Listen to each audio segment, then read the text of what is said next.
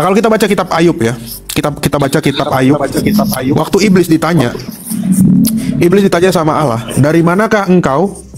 Ayub 1 ayat 7 saya baca. Maka bertanyalah Tuhan kepada iblis, dari manakah engkau? Lalu jawab iblis kepada Tuhan, dari perjalanan mengelilingi dan menjelajah bumi. Perjalanan mengelilingi dan menjelajah bumi. Tahu nggak kenapa iblis mengelilingi dan menjelajah bumi, Bang? Tahu nggak? Halo? Tidak tahu apa. Halo? Di Kejadian 3 ayat 15. Makan apa? Tanah. Ya, debu tanah. Pernah lihat nggak ada ular makan debu dan tanah? Belum pernah lihat sih sebenarnya. Belum pernah. Karena ular yaitu iblis itu memakan debu dan tanah. Apa yang diciptakan Tuhan dari debu dan tanah? Manusia. Manusia. Makanya makanan iblis adalah manusia. Ya, jadi yang dimaksud kenapa ular makan debu dan tanah ya karena makanannya ular itu adalah manusia. Makanya dia sekarang ini terkungkung dalam ruang dan waktu, tujuannya adalah mencari mangsa yaitu manusia. Sementara di dalam Kejadian 3 ayat 19 Tuhan mengatakan, dengan berpeluhlah engkau akan mencari apa? Kita udah bahas nih kemarin, udah 3 kali kita bahas nih ya. Mencari makan gitu ya. Bukan. Coba lihat dalam bahasa aslinya. Dalam bahasa aslinya itu adalah lehem, roti, ya. Kita dituntut untuk makan roti. Roti apa? Roti hidup. Yesus berkata, akulah roti hidup. Ya, Yesus mengatakan, inilah tubuhku. Makanya perjamuan kudus hari ini ya. Perjamuan kudus ya, Kamis Putih ya. Paskah nanti perjamuan kudus lagi. Ya, kalau di gereja saya setiap kali liturgi itu pasti perjamuan kudus. Itulah yang menyelamatkan kita. Betul nggak? Ya, ada yang besok juga.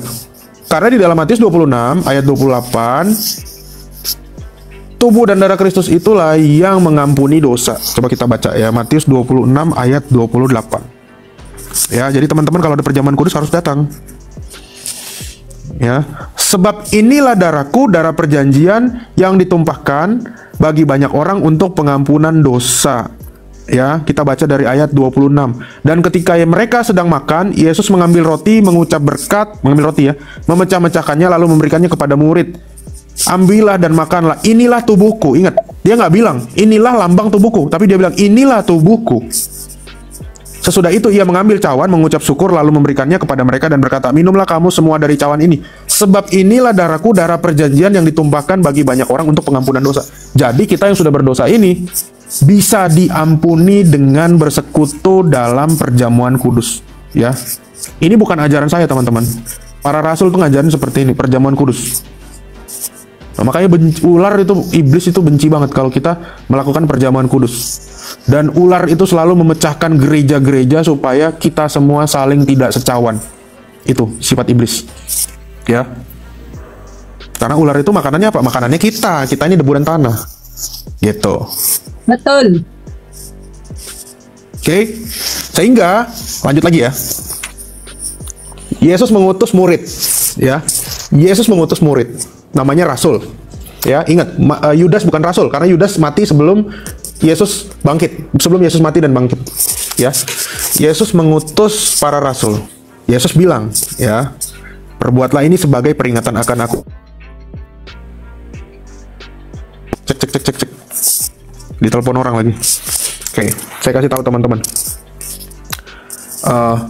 Para rasul saat Yesus sudah naik ke surga, mereka diutus untuk pergi menyebarkan Injil ke seluruh dunia. Oke.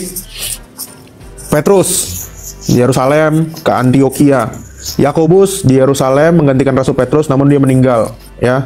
Rasul Paulus ke Roma. Ada Rasul Markus ke Mesir.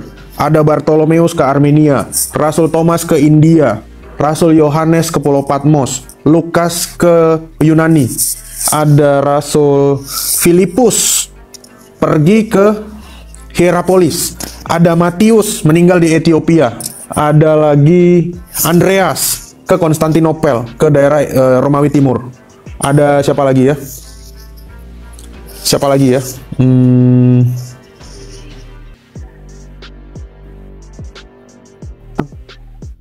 Oke. Iya, Bartolomeus tadi udah ke Armenia. Nah, pertanyaannya gini. Pertanyaannya saya tanya ke teman-teman ya. Kenapa para rasul itu pergi ke kota-kota tersebut? Tahu nggak? Ada yang ke Roma. Ya, Matias itu meninggal di... Sebentar, Matias di Jerman ya. Matias tuh di Jerman setahu saya. Matias tuh di Jerman. Ya, Matias pengganti Yudas di Jerman. Oke. Karena Kak mau deh.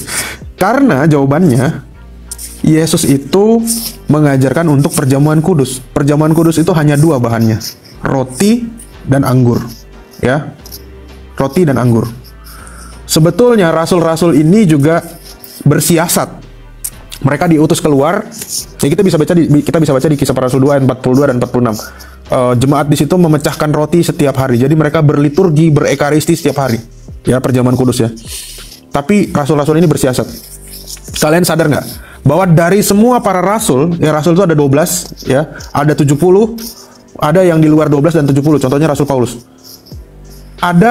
Semua rasul itu tidak ada pergi ke satu tempat, tahu nggak? Tempat apa?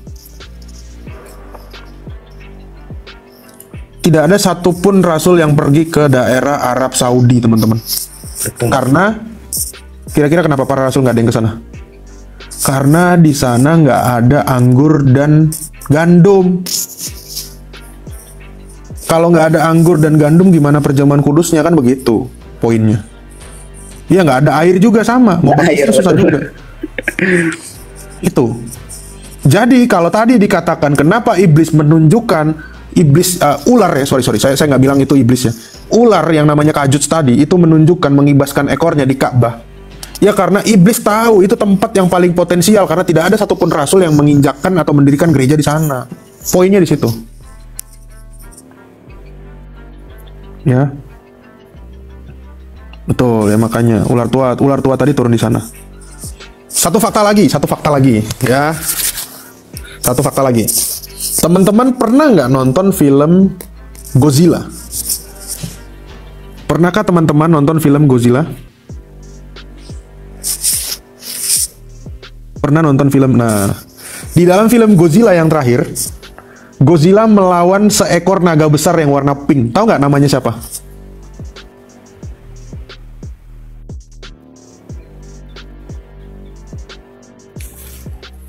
Kajut. Lupa. Berarti kalian nggak inget, kalian mesti nonton lagi. Namanya adalah Tihama, teman-teman. Tihama. Nah, betul Bang Rogo, betul, Tiamat, betul. Tihama itu nama kota apa? Tahu nggak? Tihama. Itu nama kota apa? Di dunia, kota yang dikasih nama Tihama apa?